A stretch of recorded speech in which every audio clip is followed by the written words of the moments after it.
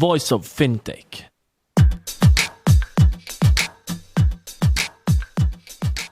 Welcome to Voice of FinTech, a podcast mapping out the Swiss and global FinTech scene, connecting FinTech enthusiasts with startups, incubators, accelerators, business angels and VCs, and incumbents interested in partnerships. Voice of FinTech will help you navigate the FinTech ecosystem. Here you can listen to the startup founder stories, what investors and incumbents are looking for when dealing with startups, and find out more about resources provided by incubators and accelerators. I'm Rudy Falat, the founder of Voice of FinTech podcast. This special episode is hosted by Silvan, a well-known entrepreneur in Switzerland and the host of popular Swisspreneur podcast as well.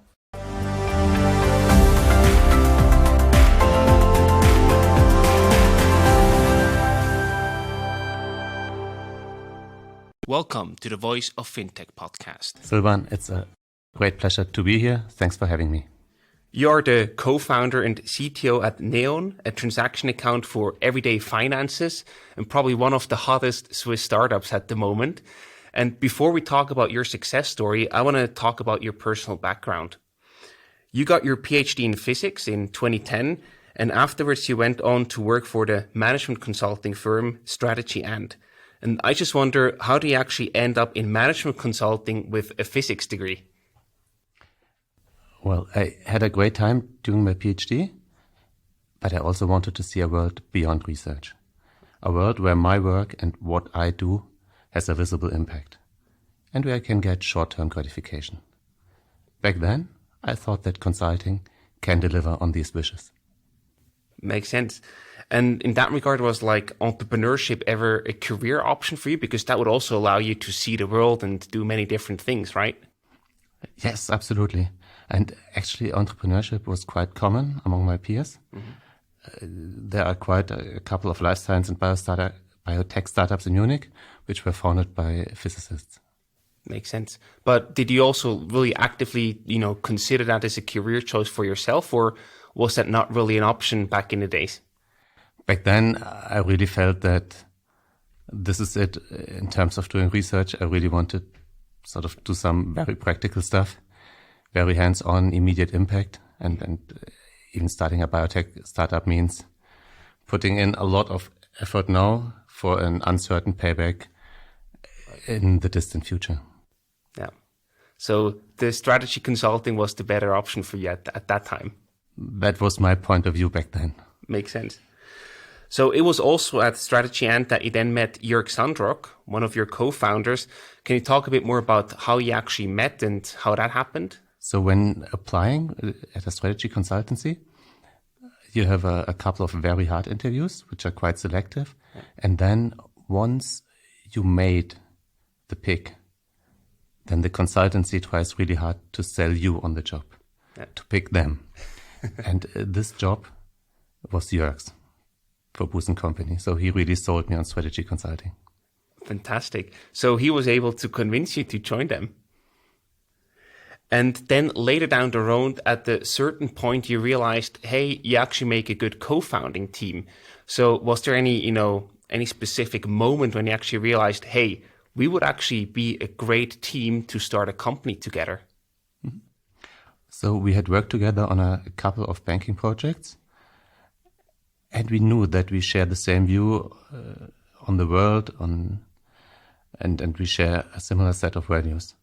We also knew about each other that we could and would put in the amount of work needed to pull Neon off. Does this mean that we agree all the time on everything? Nah, absolutely not. Yeah, that makes sense. I think that there's a saying that comes to mind very often. We heard that on the Tim Ferriss podcast, and it says, you need to have shared values, but complementary skill sets. So in that regard, you just talked about the shared values. Where do you see the complementary skill sets? You with the physics degree and the technical background, and Jörg more the business guy, or the guy who can sell and build a big vision, or how did you split the work? We are actually 4 co-founders. Yes. So that's Jörg, Julius, back then Michael, and myself. Mm-hmm.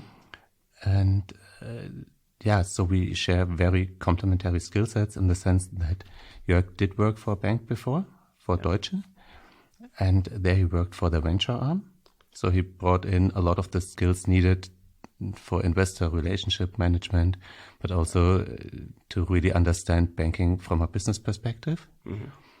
Julius worked as CEO and CMO of big travel companies. And I brought in the technical skill set, and Michael was, as a consultant, quite skilled in operations. Yeah. So I think we brought all the skills needed to the table. Mm-hmm. And can you talk a bit how the idea of Neon actually happened? How did that come about that you then said, hey, now it's time to really leave consulting and start our own company? Mm-hmm. So there were a couple of factors. On the one hand, we knew the Swiss banking market quite well from various consulting projects. Mm-hmm. And we had discussed an opportunity for a greenfield bank before. So that was kind of always there. And then we saw a window of opportunity since the FINMA, the regulatory authority, they proposed to do a FinTech license, so lowering the barrier to entry significantly. Mm-hmm. And at the same time, Hypothekarbank Lenzburg was doing the open banking project.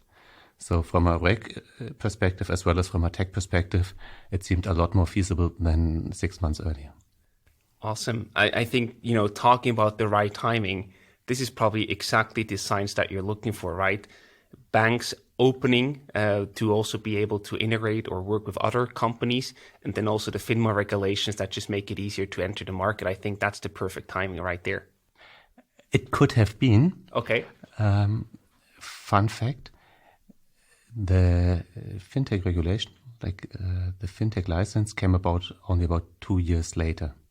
So if we had known back then, we might not have started Neon in the first place. But we believed in the promise and it was worthwhile. So I guess then it's quite a difficult journey, these first 2 years to say, hey, we continue because this takes more time. What kept you going there?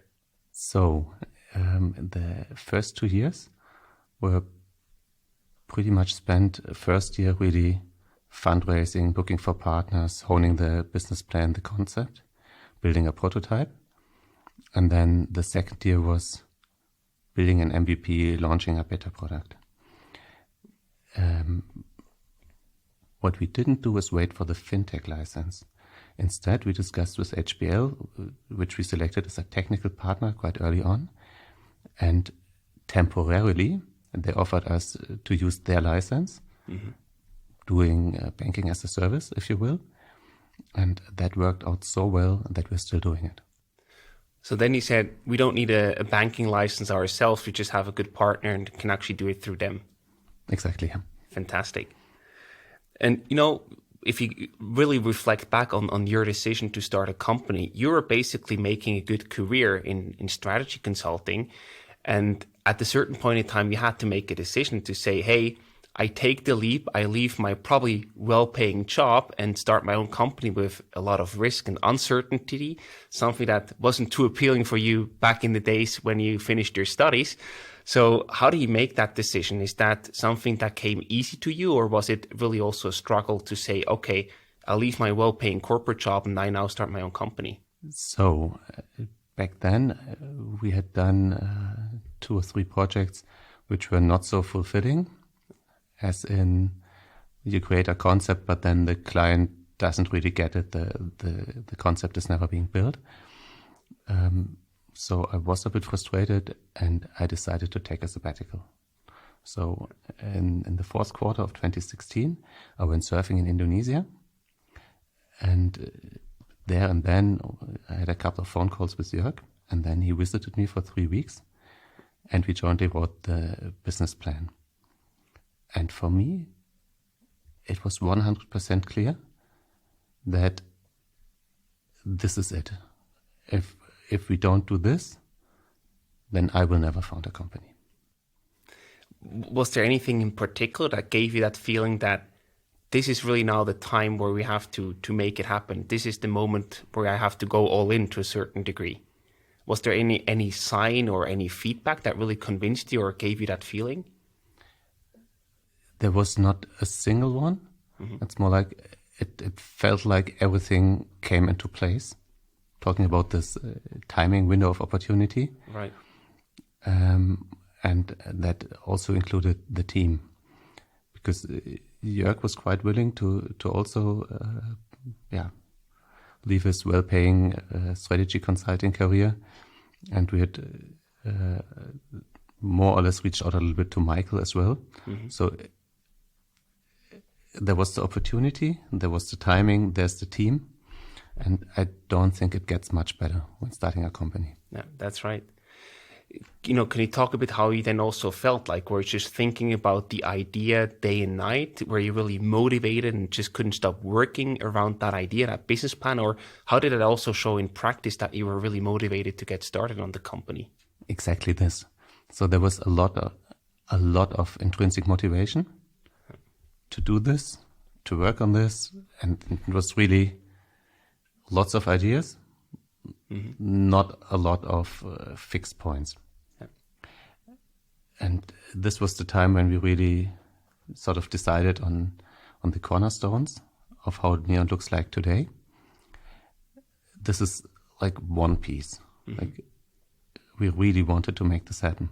At the same time, as you said, we left behind our careers in consulting. So it felt like a massive risk. We did not want to fuck this up. And not wanting to fuck up is also a big motivator. Yeah, you do everything you can to make it a success. In that regard, what we also often see when we talk to people, to founders, that they also are very frustrated with something in the market where they want to have a solution that they can build and also use for themselves. So in that regard, what was so frustrating from your experience about the current banking environment or offering out there in the market? Mm-hmm. As a strategy consultant, we had a lot of contact with banks to optimize their offering. But if you look at a typical banking app, then what you see is that the app replicates the organizational structure of the bank. Okay?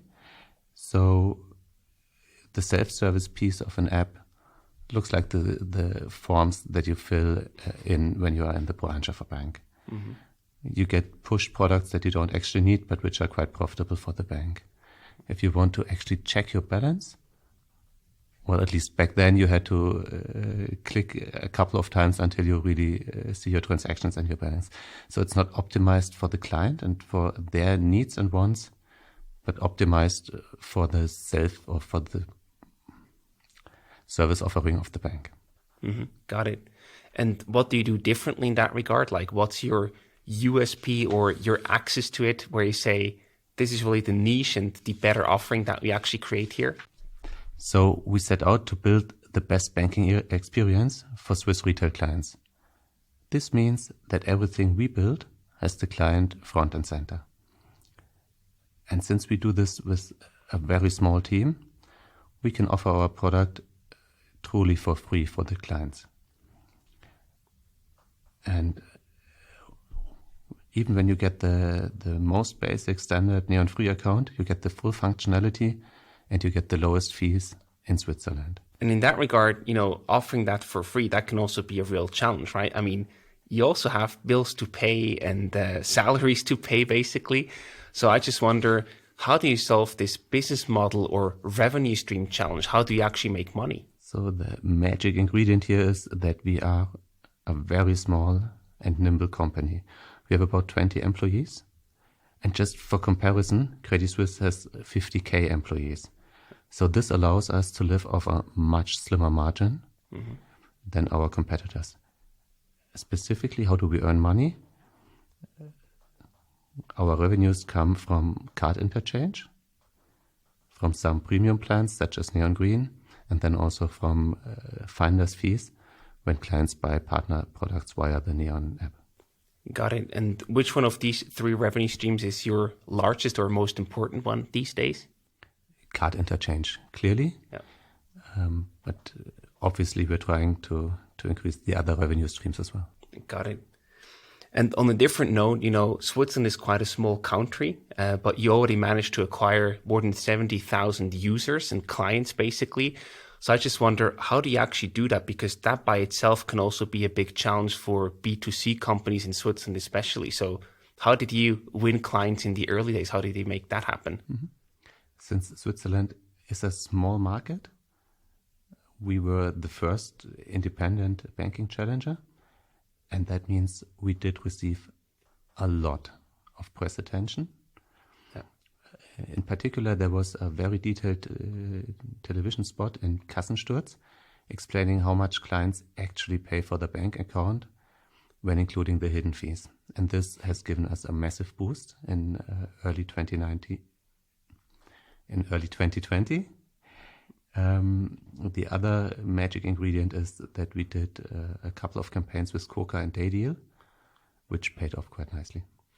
Cool. In what regard did they pay off nicely? Did they have just such a good offering that people just signed up like crazy, or what was the offering there? Exactly this. Okay. We had a deal with Coca last year in December, and we got about 10K new clients based on this. Wow. Yeah, that's pretty massive. Talking about challenges, you mentioned at the beginning you were 4 co-founders in total, but then along the way you sort of lost one co-founder. Michael left the company. That by itself is a really big challenge for any startup out there, right? If one co-founder leaves the company. So how did you handle and manage that with your other co-founders, with your team and as a company as a whole? Mm-hmm. So this was not a surprise. Michael took a step back from the management of Neon already 15 months before actually leaving. Okay. So we did have a lot of time to find a strong replacement for Michael, Patrick. So we parted ways very amicably, and we had a lot of time to jointly work on a smooth transition. Got it. And still, that's a very big challenge. Do you have any recommendation for startups that might face a similar challenge? Because I could imagine that can really also decide about whether you make it or you break the company. Absolutely. So creating a startup together is intense. It's emotional. There are discussions, and it's all part of the game. The important piece, I believe, is to always remember that in the end, all the founders and co-founders, we want the same. We want the company to succeed. And with this in mind, it's a lot easier to always stay on good terms. And So from my perspective, the most dangerous thing is to follow your emotions and start fighting amongst each other. Yeah. You don't do any good that way. You work with a vesting or something like that. If somebody leaves the company early, they don't get all of the shares, but probably a part. Is that also something that you would recommend? 100%, yeah. Because for tax reasons, you need to get all the shares when founding. Right. It doesn't mean that you deserve to get all the shares at this point in time. And vesting is a very fair way to distribute this over a period of time. At Neon, it was 4 years. To make sure that somebody who wants to leave early actually can leave early. And then you have rules in place to make sure that you don't have to fight about shares. Yeah, I think that's beautiful to also follow up on what you just said before. You really have to align the incentives. You all want the same, but with vesting and other details, you can really also make sure that this is actually the case and not somebody who's not happy just stays longer, whatever the reason might be, that there's actually a good way out that is fair for everyone involved. I think that's really important, as you just mentioned. Great. So let's also talk about some of your opponents and supporters. Some people might think from the outside that traditional banks that you are just beating with your efficiency are your opponents. How do you see that? Maybe we are their biggest opponent. In the end, it's not about being opponents. It's about offering something to the customer that is really valuable for them. And the best offering gets the biggest share of the market. Still, Credit Suisse entered the market about 8 months ago, with their Credit Suisse X offering. And their slogan was Schluss mit Apps, die Bank spielen. And that was clearly targeted at Neon. Our marketing team responded with, "Welcome to our playground," which I found quite nice. Frankly, since they entered the market, we have grown a lot faster. So to me, it seems that Credit Suisse has boosted category awareness by a lot. And at the same time, I believe their offering is a lot better for clients than their old offering was. Okay. So it's good for the clients, and it was also good for us.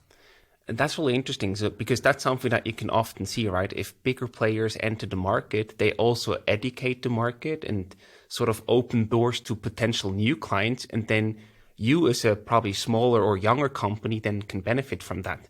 So in that regard also, how do you still differentiate compared to their offering that is also now, better for the clients? Are you still better, like 10 times better with your offering? Or where do you also compare in that regard with the newly launched offering? So I think there are some hard measurements like pricing and feature set.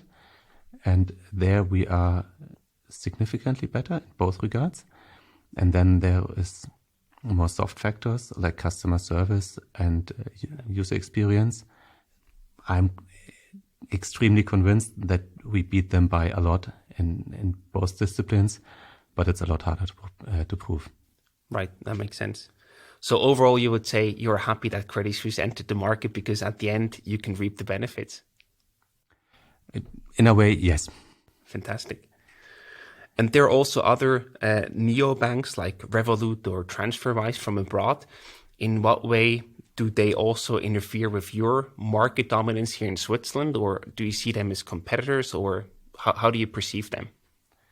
I perceive them more as travel cards or credit cards. They do offer a nice product, in particular Revolut. They were the first to the market with an FX fee-free product. And they have a huge client base in Switzerland. And for us, it's still catch up. I believe our product is, from a purely financial point of view, a lot better because we are a little bit cheaper. But most of all, we are a Swiss banking product. So with Neon, you do get a Swiss IBAN, you get e-bills, you get Twint, you can pay your ESR and QR bills and so on. All of this you don't get with Revolut. Yeah. If you're looking for a cheap travel card, then we are more or less on the same level. Got it. Yeah, I think the clear embedment in the Swiss market, that's really a USP from your perspective, 100%. Let's also talk about your supporters. So you mentioned the Hypothekarbank Lenzburg, basically your early supporter. Was it difficult to win them over as partner or supporter in the first place? So HBL has worked before with fintechs such as Sonect. So we knew that they could be a huge boost for us. André from Hypothekarbank agreed to talk to us and come to our office on 10th of April 2017. Now, we had an office from April 1st, so a week earlier.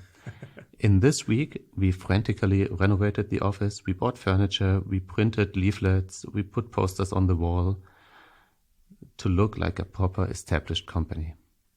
In hindsight, I'm not sure that was what convinced André, but at least it helped us in the first of many discussions with André and Marianne towards designing the banking as a service offering that we have jointly built.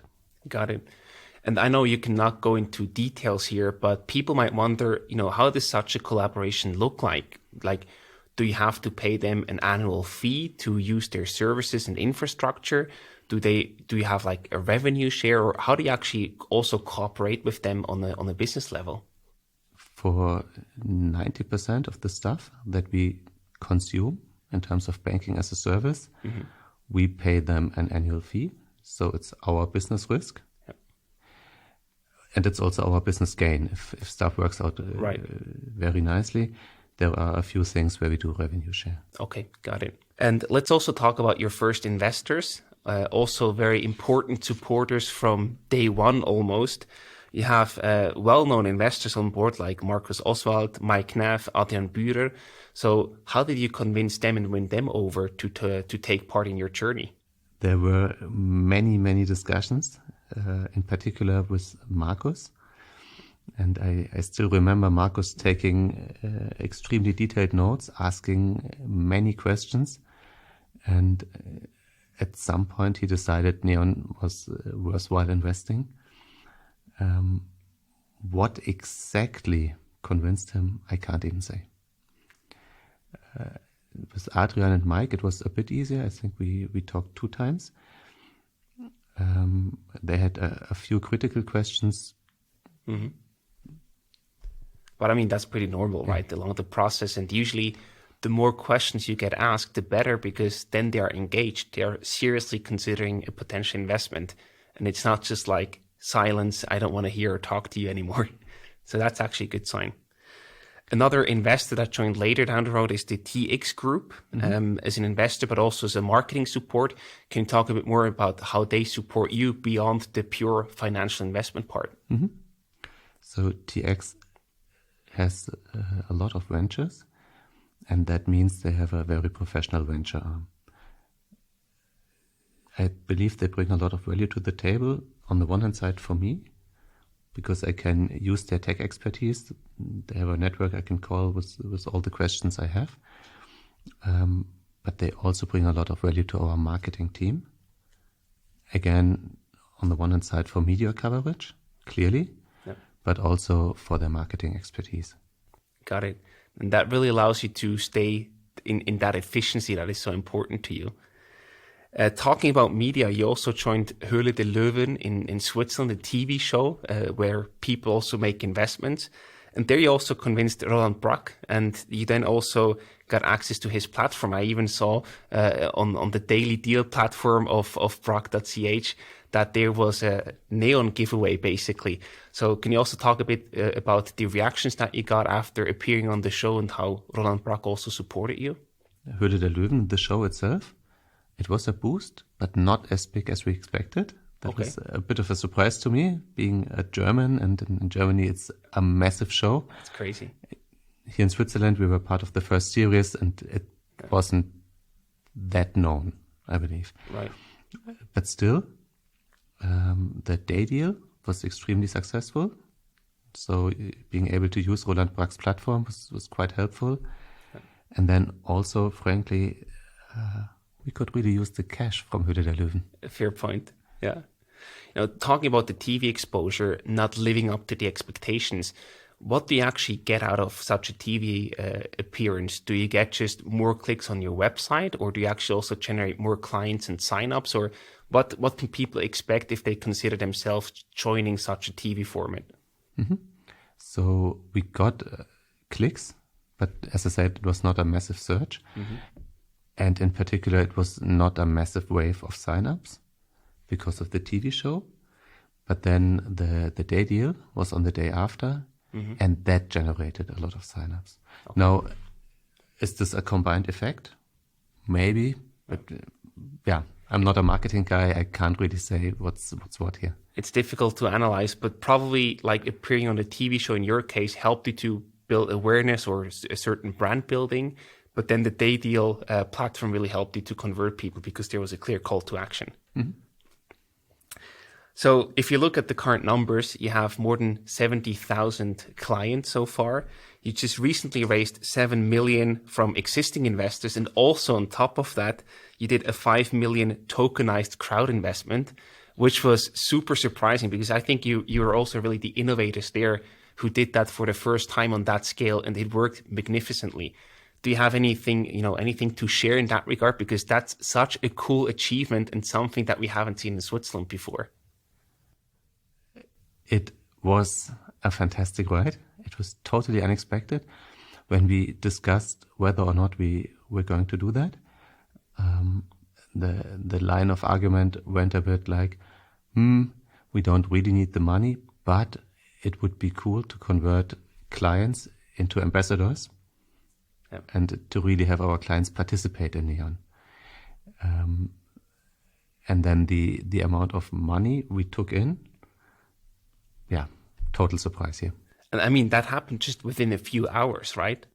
I think it was 45 minutes or so. It's insane. What was the basis of that success? Was it like your big, already existing client base, or what would you say was like the key point that made that a success? It was clearly the client base, because only existing clients or only clients could invest, and there was not a massive number of signups. And I believe when you use Neon for a while, many people become really convinced that this is the future of banking, and then being able to buy into that seemed like an attractive offering. A fair point. So now you have just raised enough money, more money than you actually need. Of course, you also need to have plans for that, what you want to build and do next with the funds available. So what do you have planned for the future? So for the immediate future, until the end of the year, we want to surpass the 100K clients, which needs a bit of money for marketing, onboarding, and so on. Then we want to provide sub-accounts and spaces to our clients, and also notifications. And later on, we want to offer partner accounts. So these are the top 3 things on the client's wish lists. And all of them are a lot more complex than they sound like. So the answer is we will spend the money on the one hand side on acquiring clients, on the other hand to build product. Got it.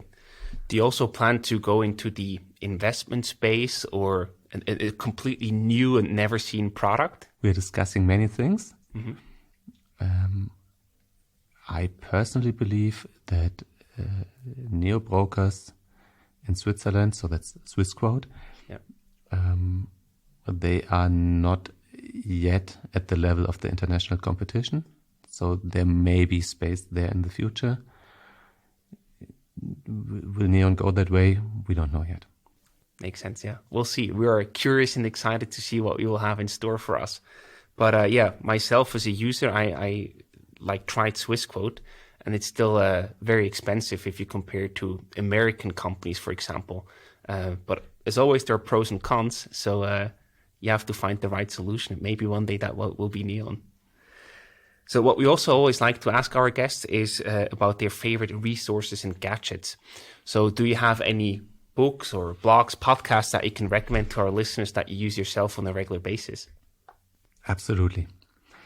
On the podcasts, I have a very favorite one for people building their own startup, and that is How I Built This from Guy Raz.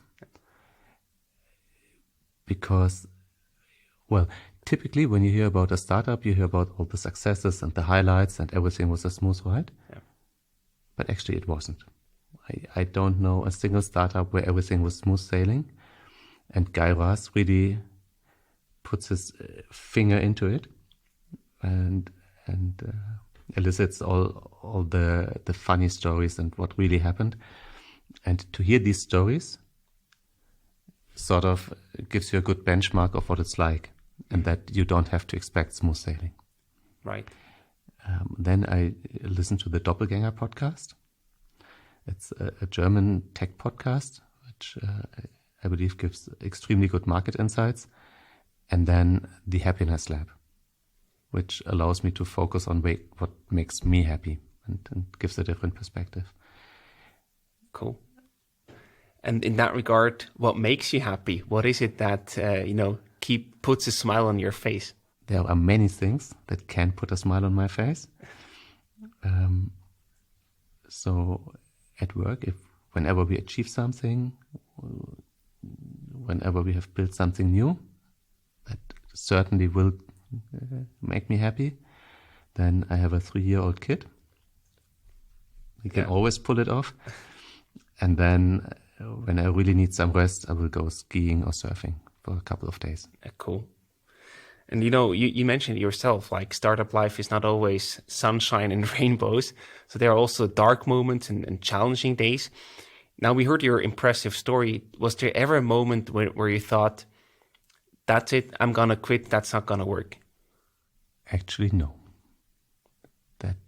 That didn't happen. Were you ever close to that?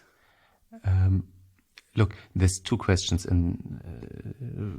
pressed into one single question. The first one is, that's never going to work. There were definitely moments where I thought, this is at risk. Mm-hmm. I'm going to quit because it's not going to work was never an option. Okay. You can fail as a startup, but you have to really, give your all and see if you can somehow pull it off. And if you cannot, okay, fine, then that's it. But quitting before really using all the options is not an option. No. I like the distinction that you just made, like, it's not going to work, so we just have to find another way. What kept you going in these moments when you had the impression it's not going to work and you still found the motivation to continue and try a different way? Was it the pressure that you mentioned in the beginning with, hey, we left our well-paying corporate jobs, so we really have to make this work? Or what kept you going in these moments? We set out to build this company, and once you take that decision, you better give everything to really build this company. So I can't really say that anything kept me going. It was never an option to not go. Basically your own ambition in that way. Fair point. So to wrap up today's session, we have some rapid fire questions for you. I give you either a short question or a selection, and you have to explain your choice or answer in one sentence. Are you ready? First one, how many hours of sleep did you get last night? About 6 hours, but typically it's more 7 or 8 hours. Okay, cool. Germany or Switzerland? Right now, Switzerland is the top dog, at least in the soccer championship. Fair point. Where do you go to relax and recover? I will go surfing in the Atlantic in a couple of days. Oh, nice. Beautiful. Another one for you, growth or profitability? Growth. That's an easy choice, at least for the stage that you're in right now. Cash or card? Neon Apple Pay. Love that one. And the last one, what's your favorite investment? So I am a very boring old school value investor, and I totally don't like to gamble. So for me, that's real estate and Amazon. Nice. Simon, thank you so much for stopping by and for sharing your impressive journey. We wish you and the whole Neon team all the best and lots of success on the road to the 100K users. Thank you so much. I thank you very much, Silvan. Thanks for having me. Thank you for listening to Voice of FinTech podcast. If you haven't already, check out also voiceoffintech.com, where you will find all the episodes and additional resources related to the podcast. You can also subscribe to Voice of FinTech on Apple Podcasts, Spotify, Google, or any other podcast app that you like. If you have any suggestions on the topics or guests, or how to make this podcast better for you, please email us at info@voiceoffintech.com. Happy to hear from you. Thank you.